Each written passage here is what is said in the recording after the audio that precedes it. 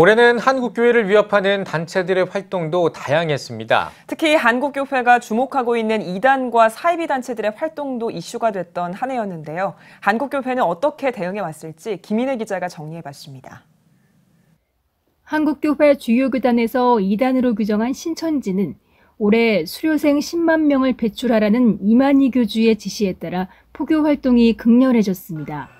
지난 9월 경기장을 불법 점거하면서까지 대규모 집회를 열었고 11월에는 경기도와 부산, 광주에서 10만 명이 수료했다며 대대적인 홍보에 나섰습니다.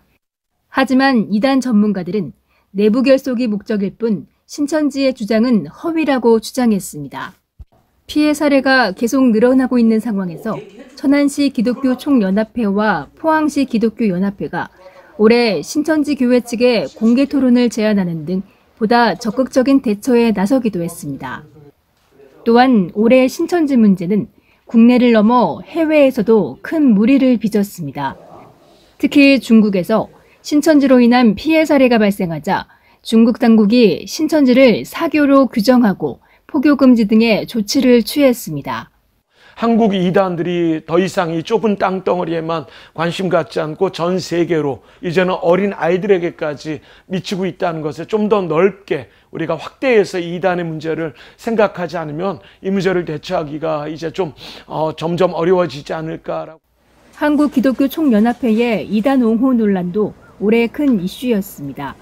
한기총 전광훈 대표회장은 예장통합총회와 합동총회 등 주요 교단에서 이단으로 규정한 변승훈 목사를 이단이 아니라고 옹호하며 영입을 강행했습니다. 이런 가운데 지난 9월 교단 정기총회에선 한기총과 전광훈 대표회장에 대해 각 교단이 어떤 판단을 내릴지 이목이 집중됐습니다.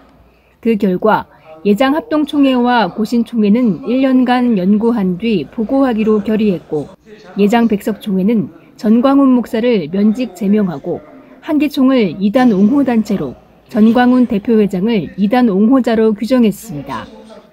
올해는 또 한국교회가 이단으로 지목한 단체들 가운데 약진이 두드러진 단체들도 있었습니다.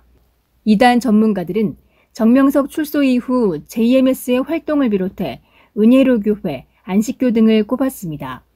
뿐만 아니라 은혜로교회 신옥주, 만민중앙교회 이재록 등 교주들이 구속되는 사건에도 세간의 관심이 쏠렸습니다. 은혜롭교회 신옥주 씨의 문제라든지 이 JMS 교주가 출소한 이후에 또 여러 교회들을 또 연합시켜지는 일들이 있고요. 또 안식교가 신천지처럼 비밀리에 포교하는 방법들이 SNS를 통해서 계속해서 활발하게 진행되고 있는 것들, 신천지 외의 이단들의 활동들이 더 좀 많아진 그런 양상들이 좀 2019년도에 많았지 않았나. 혼란을 기회로 양의 탈을 쓰고 침투해오는 한국교회가 이단으로 주목하고 있는 단체들. 이들의 행태를 거울 삼아 이 시대의 교회가 상실한 것이 무엇인지 확인하고 단호한 조치들이 선행돼야 할 때입니다. CTS 뉴스 김인혜입니다.